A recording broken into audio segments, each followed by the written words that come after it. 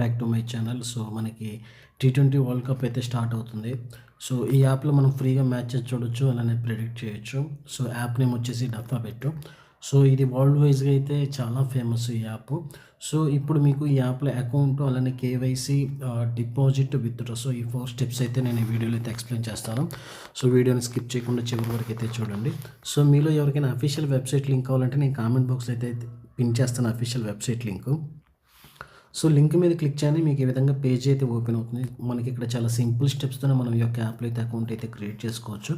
ఇప్పుడు మీకు డీటెయిల్గా ఎక్స్ప్లెయిన్ అయితే చేస్తాను. ఇక్కడ మీ యొక్క యూజర్ నేమ్ని ఈమెయిల్ ఐడిని ఎంటర్ చేయండి, అలానే యూజర్ నేము, పాస్వర్డ్, అలానే మొబైల్ నెంబర్. సో ఈ 4 డీటెయిల్స్ మీరు ఎంటర్ చేసిన తర్వాత కంటిన్యూ మీద క్లిక్ చేశారంటే మీకు నెక్స్ట్ కేవైసీకి సంబంధించినటువంటి పేజ్ అయితే ఓపెన్ అవుతుంది. సో ఇక్కడ చూడొచ్చు, మీకు ఈ విధంగా కేవైసీ పేజ్ అయితే ఓపెన్ అవుతుంది.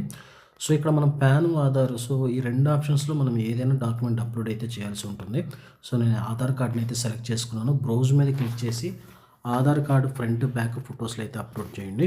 అలానే ఇక్కడ మీరు first name, last name, date of birth, Aadhaar కార్డులో ఉన్నటువంటి డీటెయిల్స్ని ఎంటర్ చేసి కంటిన్యూ మీద క్లిక్ చేశారంటే మీకు రిజిస్ట్రేషన్ ప్రాసెస్, అలానే కేవైసీ ప్రాసెస్ అయితే సక్సెస్ అవుతుంది. అండ్ మనం చూసినట్టయితే యాప్ ఇంటర్ఫేస్ అయితే మనకి ఈ విధంగా అయితే కనిపిస్తుంది. సో మనకి లైవ్ చాట్ కూడా ప్రొవైడ్ చేశారు. అలానే మనం యాప్స్ని డౌన్లోడ్ చేసుకోవాలంటే ఇక్కడ డౌన్లోడ్ ఆప్షన్ కూడా ఇచ్చారు. సో మనకు ఓడబ్ల్యూ స్పోర్ట్స్, డఫా స్పోర్ట్స్లో మనకి క్రికెట్, ఫుట్బాల్ ఇలాంటి గేమ్స్ అన్నీ కూడా ఉంటాయి. అలానే ఇప్పుడు మీకు డిపాజిట్కి సంబంధించిన ప్రొసీజర్ కూడా నేను సింపుల్గా ఎక్స్ప్లెయిన్ అయితే చేస్తాను.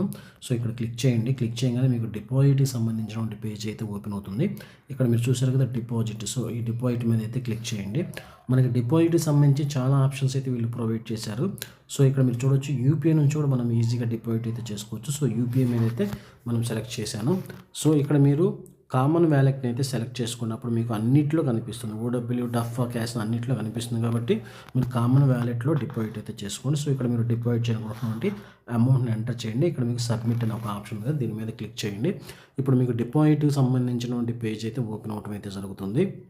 సో ఈ విధంగా అయితే పేజ్ అయితే ఓపెన్ అవుతుంది. పైన మీకు ఒక క్యూఆర్ కోడ్ ప్రొవైడ్ చేశారు, అండ్ యూపీఐ కోడ్ కూడా ప్రొవైడ్ చేశారు.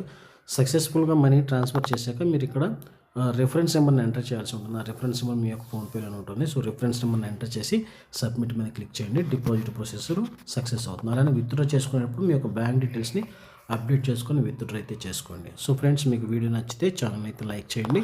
Thanks for watching.